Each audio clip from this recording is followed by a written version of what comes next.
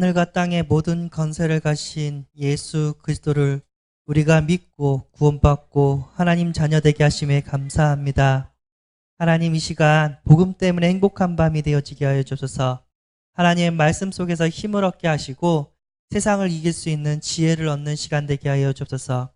우리의 힘과 능력은 아무것도 할 수 없습니다. 오늘도 성령의 충만함을 허락하여 주옵소서. 그래서 현장을 살 수 있는 힘을 얻는 시간 되게 하여 주옵소서.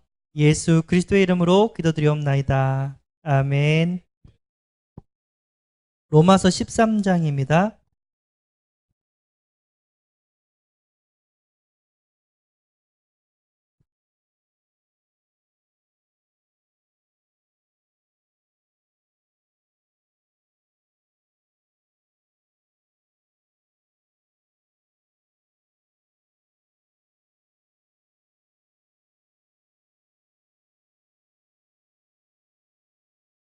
네.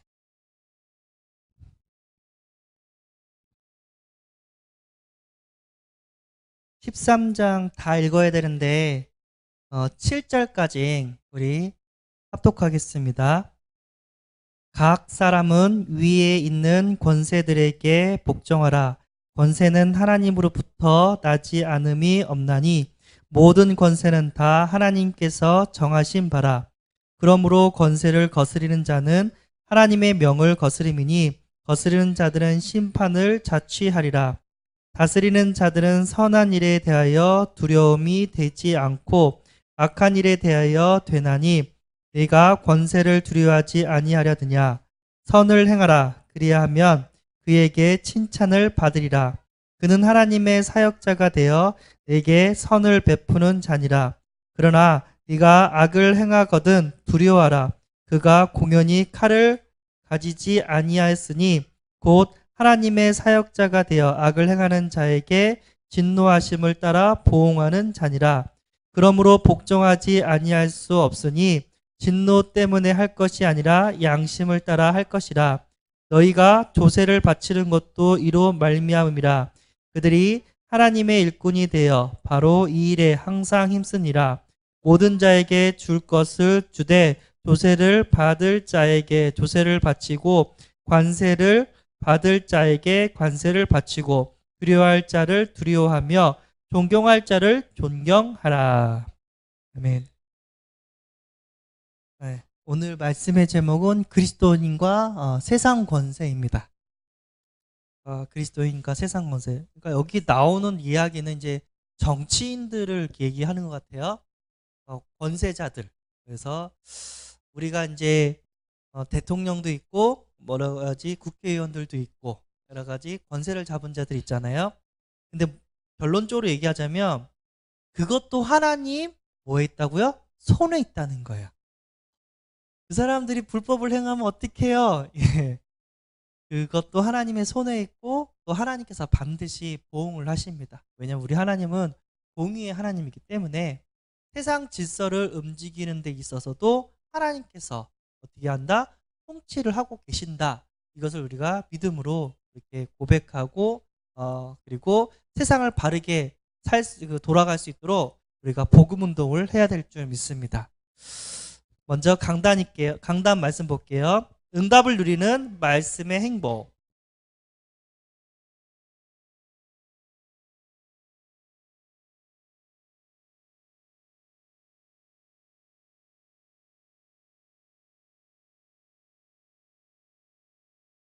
라는 말씀으로 우리에게 은혜를 주셨습니다. 하나님께서는요, 말씀의 하나님이십니다. 우리가 하나님을 볼 수 없지만 우리는 하나님을 알 수가 있어요. 어떻게요? 하나님이 보여주면 하나님의 계시죠. 그 계시가 뭐냐면 말씀이에요. 말씀을 통해서 우리는 하나님을 알 수가 있고 하나님과 교제할 수가 있습니다. 그 하나님께서는요, 어떻게 한다? 말씀을 통해서 우리에게 응답하시는데 행복해요. 왜? 예배드리기 전에 기도하잖아요. 하나님, 내가 이런 문제가 있습니다. 내가 어떻게 하기를 원하십니까? 하나님, 제발 어떻게 해요? 답을 주옵소서. 라는 기도 제목을 가지고 말씀을 듣잖아요. 그럼 어떻게 되냐면 그 하나님께서 성령께서 그걸 보시고 어떻게 한다? 말씀을 주십니다. 그러면 기가 막히게 내 인생의 해답이 그 말씀 속에 다 있는 거예요. 너무 신비적으로 가면 안 되지만 재밌는 사람이 있대요. 성경책이 너무 갖고 싶어가지고 하나를 훔쳤대요. 사면 되는데. 그리고 그냥 아무거나 툭 펴가지고 아무 말씀 한번 읽어보자. 이제 딱 했더니 뭐라냐면 도둑질하지 말라. 그래서 따끔거렸다고 그런 사람도 있었는데 이게 진짜인지 우스갯소리인지 뭐 모르겠지만 어쨌든 하나님은 우리가 기도하면서 말씀을 읽거나 강단을 통해서 말씀을 받을 때 우리의 기도에 응답하세요. 그게 체험이 되어질 때 너무 행복해요. 뿐만 아니라 하나님의 말씀을 통해서 하나님과 교제가 이루어지는데 하나님의 뜻과 계획을 어떻게 한다? 알게 돼요. 하나님은 선하신 분이고 우리에게 좋은 것만 주시는 줄 믿습니다. 그런데 우리가 갖고 있는 상황과 어려움은 하나님의 계획을 이루는 뭐예요? 선한 일인 줄 믿습니다. 이게 계속 누려진다면 내가 하나님과 함께하고 나를 통해서 뭐가 세워진다? 하나님의 나라가 세워집니다. 하나님의 의가 세워지고 평강이 있고 희락이 있고 행복이 있는 줄 믿습니다. 그래서 말씀 듣는 시간이 중요해요. 물론 찬양을 통해서 기도를 통해서 하나님께 영광을 돌리지만 말씀을 통해서 하나님 뭐한다? 응답하신다는 얘기죠. 자, 그러면 이제 우리가 계속해서 이 응답을, 이 행복을 누려야 되는데 어떻게 해야 되는지 구체적으로 이렇게 가이드를 하자면은 특별히 하나님은 어떻게 역사하냐면 강단 말씀을 통해서 역사해요. 그래서 강단 말씀을 들을 때 주의 종이 말씀을 전하고 있지만 주의 종은 자기 얘기를 하는 거예요? 아니면 하나님의 말씀을 성도님들이 이해할 수 있도록 그게 쉽게 이렇게 전해주는 거예요? 그렇죠? 주의 종은 자기 얘기를 하는 것이 아니라 하나님의 뜻과 계획과 하나님의 말씀을 전달하는 것뿐입니다.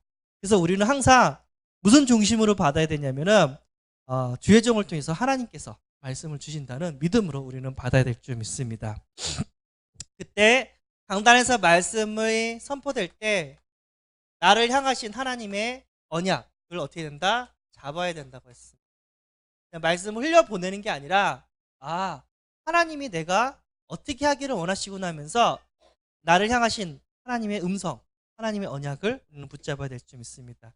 그때 어떤 일들이 벌어냐면 말씀 성취라는 응답을 하나님께서 우리에게 허락하신 줄 믿습니다. 거기서 오는 기쁨과 희열은 말로 형용할 수가 없어요.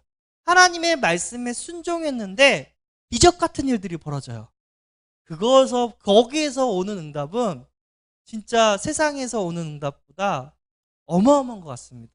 왜 제자들이 고기를 이렇게 잡는데 아무리 그물을 던져도 못 잡잖아요. 그래서 예수님께서 깊은 데 가서 던지라고 해가지고 던졌더니 엄청 많은 고기를 얻었잖아요. 근데 성경학자들이 얘기했는데 그 시간대는 깊은 데 고기가 없는 시간대래요. 낮은 데 고기가 있는 시간대래요. 근데 말씀에 순종했더니 하나님께서 기적을, 하나님께서 성취하심을 주시는데 그거를 체험할 때 오는 그 기쁨과 행복은 말로 형용할 수가 없습니다. 그래서 강단 말씀, 신방 말씀 우리가 계속해서 받았잖아요. 그때 하나님의 계획과 뜻을, 언약을 붙잡고 기도하면서 꼭 하나님의 역사를 체험하기를 소원합니다. 현장을 살리는 전도 캠프.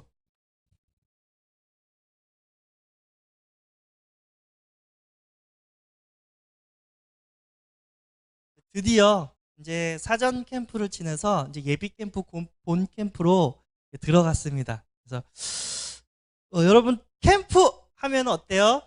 부담돼요? 짜증나요? 행복해요? 뭐라고 했냐면 캠프 자체가 행복이다. 캠프 자체가 축복이다 라고 말씀을 주셨습니다. 내가 캠프를 할 수 있다는 거, 내가 복음을 전한다는 거, 그 자체가 축복인 줄 믿습니다. 죄 짓는 인생이 전도자의 인생으로 하나님께서 어떻게 한다? 바꿔주셨어요. 그 복음 전하는 인생으로 최고의 인생 가치 있는 전도자를 우리를 바꿔주셨습니다. 그게 축복 중에 축복인 줄 믿습니다. 근데 우리가 캠프, 다른 말로 하면 복음 전하는 거, 그거 생각하면 행복해야 되는데 이상하게도 막 불신앙이 생기고 힘이 빠지고 낙심이 돼요.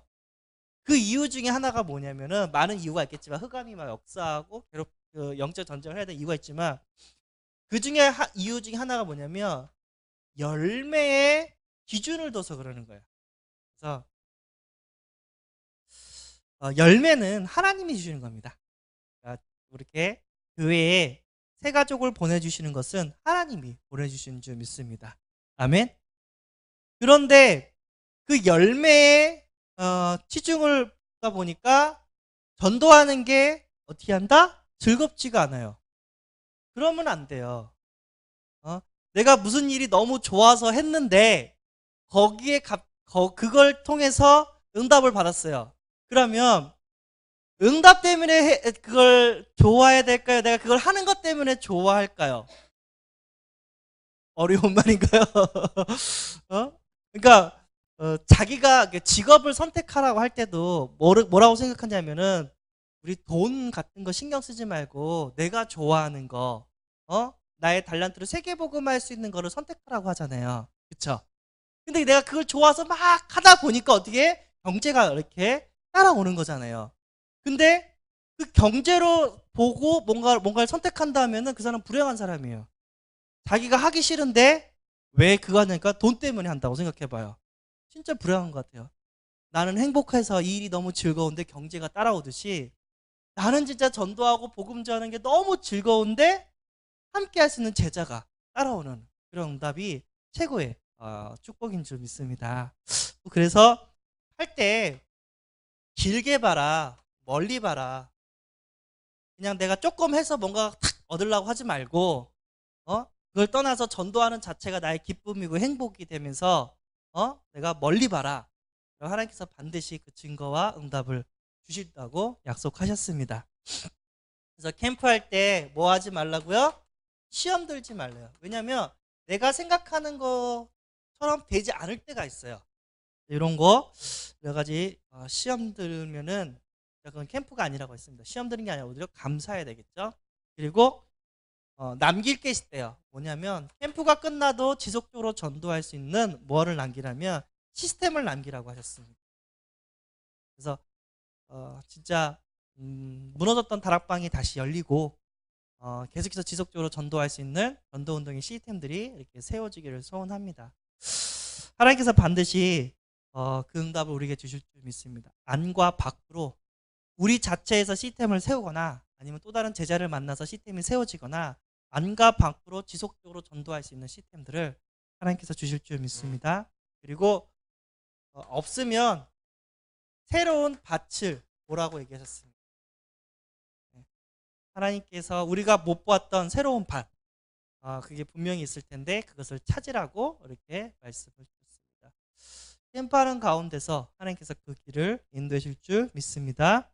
기분 따라 인도받는 게 아니라 말씀과 기도로 성령의 인도를 받으라고 하셨습니다. 그래서 여러분, 캠프하면은 즐거우시길 바랍니다. 나는 세계복음하는 렘넌트 나는 세계복음하는 전도제자. 오늘 또 하나님께서 나를 부르시고 나를 써주시겠구나 라는 자부심으로 이렇게 캠프에 임하시는 응답을 받기를 바랍니다. 전도지 한 장 줄 때도 감사하고, 복음을 전할 때도 감사하고, 영접이 되어져도 감사하고, 제자를 만나도 감사하고, 소금을 맞아도 감사하고. 왜죠? 벌써 사단이 알아봤다는 얘기죠. 전도자라는 것을. 박해를 받아도 감사했다고 하셨습니다. 어떤 전도자는 일주일 동안 내가 한 번도 박해를 받은 적이 없네? 얘기는 뭐예요? 사단이 나를 공격하지 않는다는 얘기잖아요. 무릎 꿇고 기도했대요. 하나님, 사단이 나를 공격하지 않고 박해를 하지 않습니다. 나는 전도자인데 영적 파괴를 소원합니다. 했더니 막 기도하는데 누군가 와가지고 제 전도자야 하면서 돌을 던졌대요. 근데 그분 이름이 내가 갑자기 생각이 안 나는데, 그래요. 어쨌든 전도자에게는 박해도 올 수가 있어요. 그러나 그것이 두렵지는 않습니다. 그죠? 우리는 전능하신 하나님과 함께하기 때문에. 자, 우리가 현장을 살려야 되기 때문에 우리가 이제 복음을 받았어요. 로마서를 통해서. 그리고 이제 뒤로 갈수록 뭐 했다고요? 복음 가진 우리가 어떤 삶을 통해서 이 복음을 전할 수 있는지, 그렇죠? 복음 가진 우리가 멋있어야 되잖아요. 안 그래요?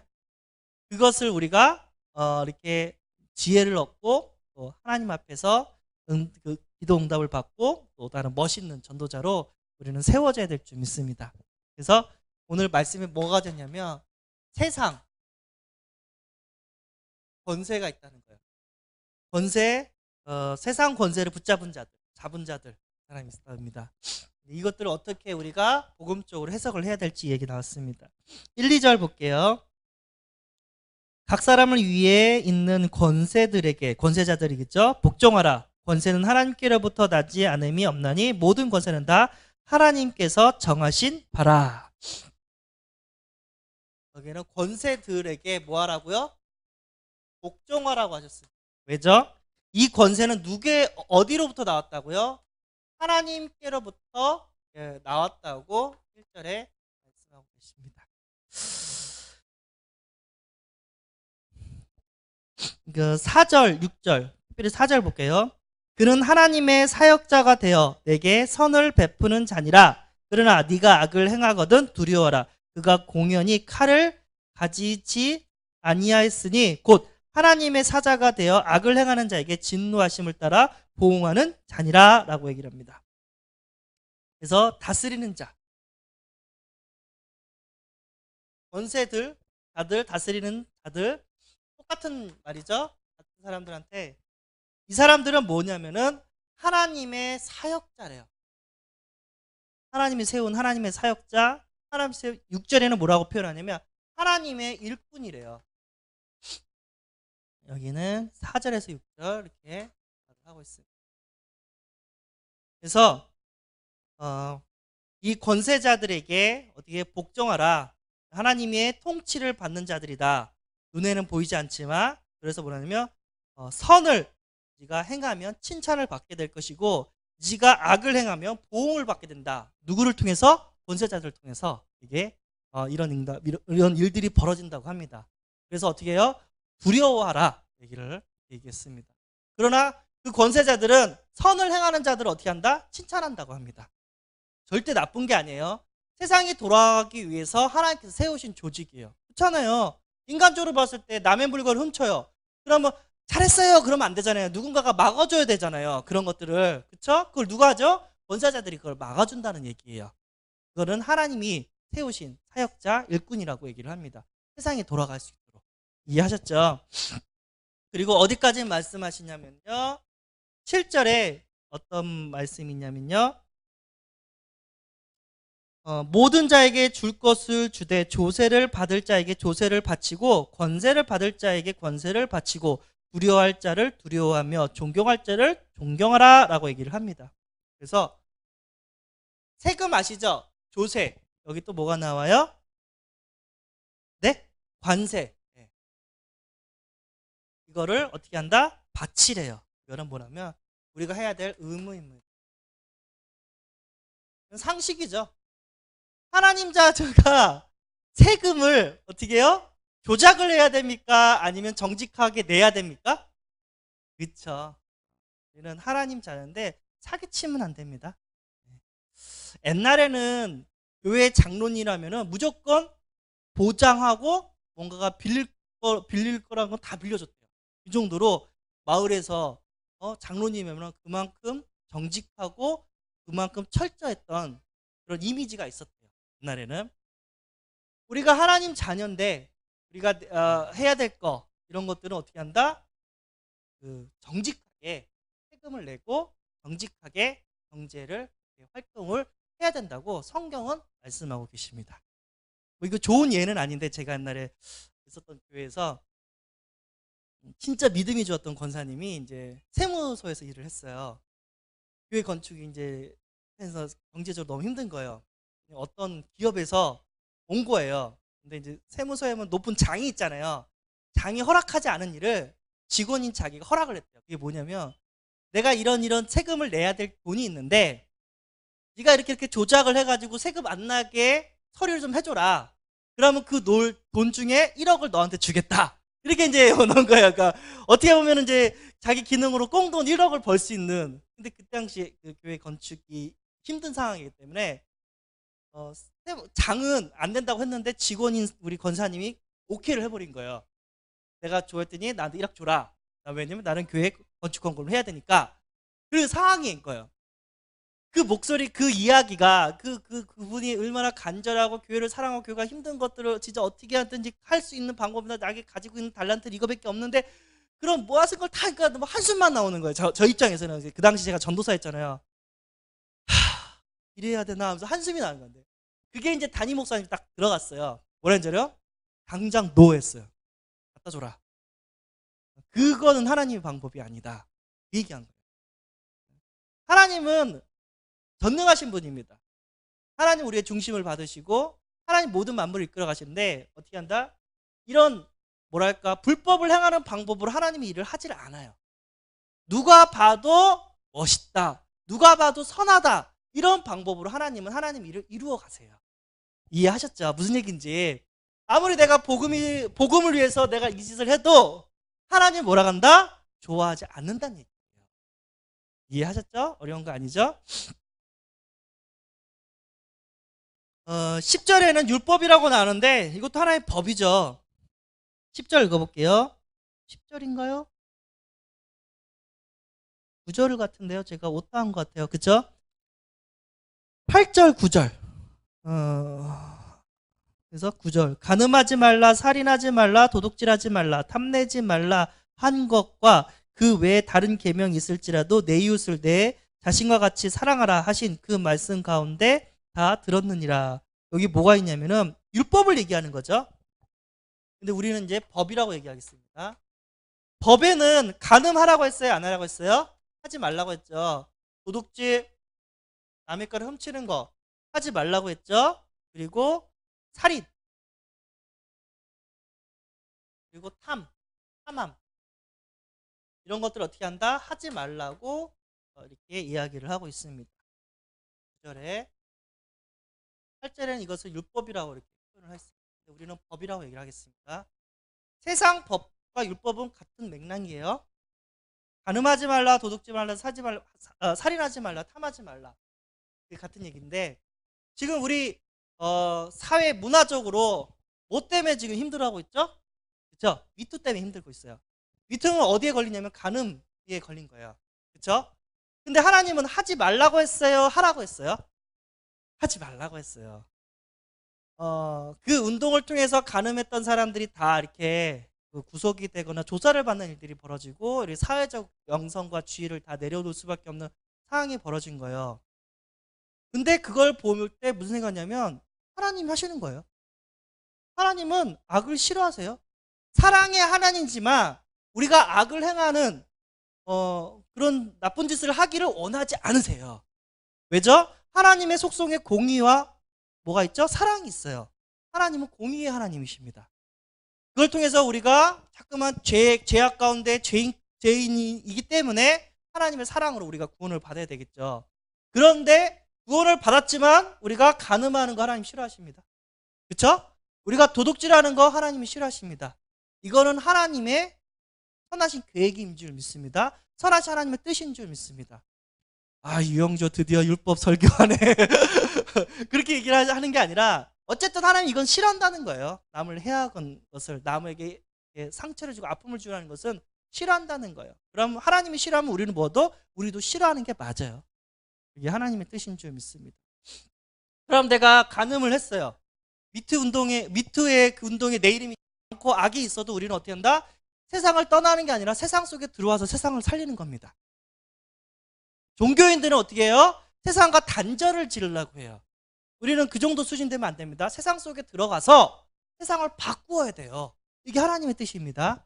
그리고 우리의 선택은 뭐냐면, 선택의 기준이 뭐냐면 나의 선택이 복음에 유익이 되냐 유익하지 않냐, 이게 뭔다? 기준이 돼야 될 줄 믿습니다.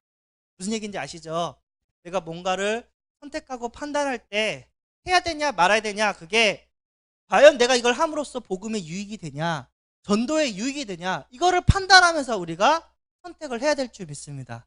예를 들어 봅시다. 막 싸워요. 술, 담배 해야 되냐 말아야 되냐 막 싸워요. 해도 괜찮다. 하면 안 된다 하면서 막 싸워요. 그러면 뭐가 답이에요? 간단해요. 복음에 유익하면 열심히 하십시오. 복음에 유익하지 않으면 하지 마십시오. 이게 답이에요. 그러면 복음을 막는 정치인들이나 복음을 막는 법들이 있으면 우리가 그것까지 순종해야 되냐? 그런 말도 있어요. 그래서 하나님께서 우리는 뭐 한다? 선거권을 줬잖아요. 그렇잖아요. 선거를 통해서 복음에 유익한 사람과 복음에 유익한 그런 법이라든가 정치를 할 수 있도록, 우리가 투표할 수 있도록, 우리가 사회에 참여할 수 있는 권리를 주셨잖아요. 그거를 쓰라는 거예요. 근데 투표를 안 하죠. 투표 안 하는 것은 비복음적입니다. 복음에 맞는 사람을, 복음에 유익된 방향을 가야 돼요. 제가 교회에서 이렇게 메시지에서 전 정치 얘기 절대 안 하거든요. 근데 저는 기독교인이고 저는 보수예요. 진보 아니에요. 완전 보수예요. 완전 보수 골수 문제예요. 왜냐하면 진보랑 보수랑, 보수는 일단은 하나님을 믿어요. 정치가 미국에서 왔기 때문에, 보수주의 정치는 미국에서 하나님을 믿는 정치고, 진보는 소외된 계층들이 많은데, 이렇게 억압받는 계층이 많은데 일단 그 사람들은 물질 중심이에요. 하나님이 아니라 대표 그런 중심이 있어요. 그러니까 저는, 근데 보수가 잘못한 건 어떻게 된다? 벌 받아야 돼요. 대통령이 법을 어겼다, 저는 벌 받는다고 생각을 합니다. 정치인이 잘못한 짓을 했다, 벌 받는다고 해요. 아무리 보수라도, 그 보수의 대장이라도 잘못한 정치를 하거나 실수를 했으면 인정하고 누이치고 벌 받아야 돼요. 저는 그렇게 생각을 해요. 근데 자꾸만 여기서 보수와 진보 싸는데, 예를 들어서 보수는 이제 민주주의고 진보는 공산주의다, 그런 색깔이 사람들이 있다 하면서 틀림없이 보수가 잘못했는데도 불구하고 그걸 뭐라고 하죠? 그걸 뭐라고 하죠? 어쨌든 잘못해도 불구하고 공산주의 되는 것들 하면서 그걸 뭐라고 하던데. 그 한마디로 그냥 무조건 보수 편을 든다, 그건 아니에요. 무슨 얘기인지 아시죠? 똑바로 해야 된다는 거예요. 아무리 우리가 복음을 가져도. 뿐만 아니라 결론은 뭐냐면, 우리가 복음을 가졌기 때문에 더 바르게, 더 정직하게 나라를 다스려야 되고, 우리가 그 의무를 다 행해야 됩니다. 어떻게 가지냐냐, 불신자가 보고 뭐가요? 감동을 받아야 돼요. 불신자 보고, 야 진짜 예수 있는 사람 멋있다, 그렇게 잘못했을 때 바로 누이치고 바로 잡아보는 모습 멋있다, 이게 나와야 돼요. 뻔히 죄가 나왔는데도 어떻게 해요? 아니라고 막 얘기를 하고 있어요. 뭐라고 했냐면 정치적 공작이라고 얘기를 하고 있어요. 우리는 법치주의입니다. 아무리 정치가 뭐라고 해도 법에서 걸리면 그 사람은 죄인인 거예요. 하나님께서 만드신 제도란 말이에요. 왜죠? 복음 갖고 나쁜 짓 하지 못하도록 하나님께서 그렇게 하시는 거예요. 4번 없습니다. 그래서 시간이 많이 갔습니다. 죄송합니다. 결론이 뭐냐면 10절 어떤 말씀이 있냐면요. 사랑은 이웃에게 악을 행하지 아니하나니 그러므로 사랑은 율법의 완성이니라. 사랑은 율법의 완성입니다.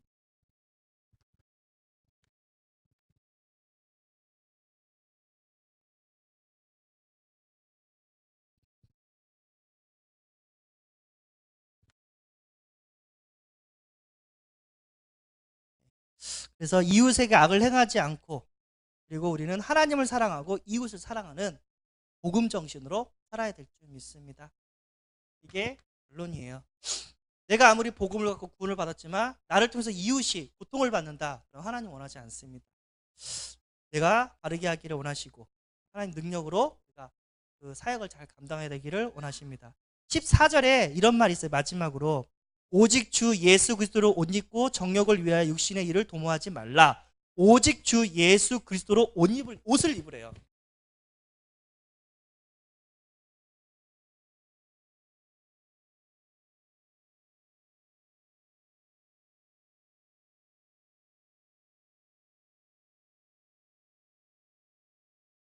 우리는요, 애족을 해야 됩니다.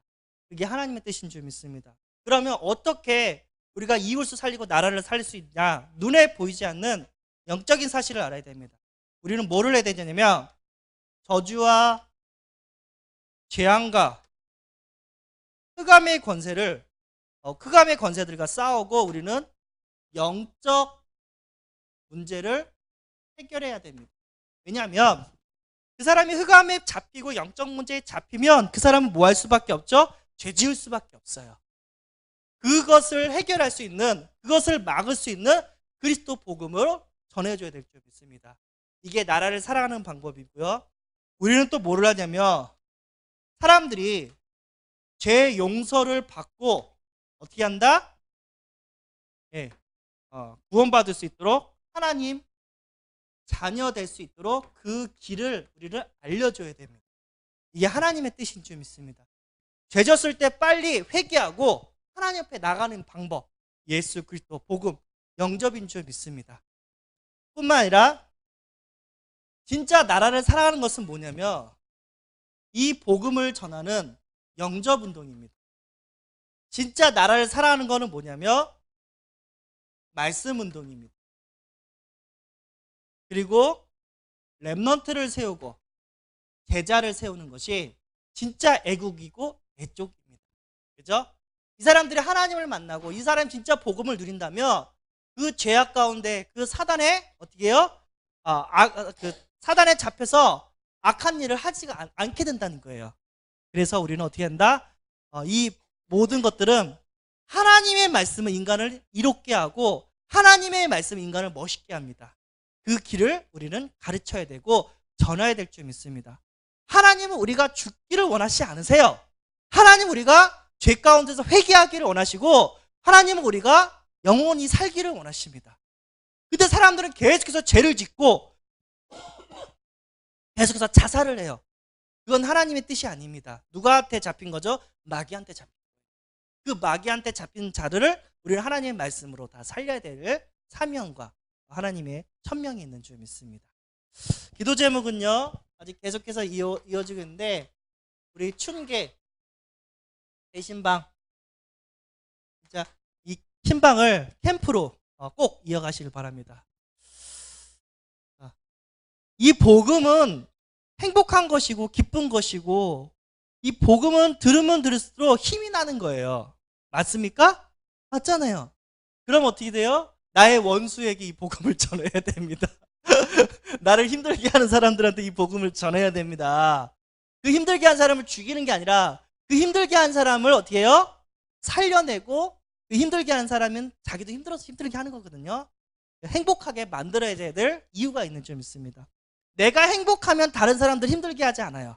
맞습니까? 내가 행복하면 다른 사람들에게 행복을 줄 수가 있어요.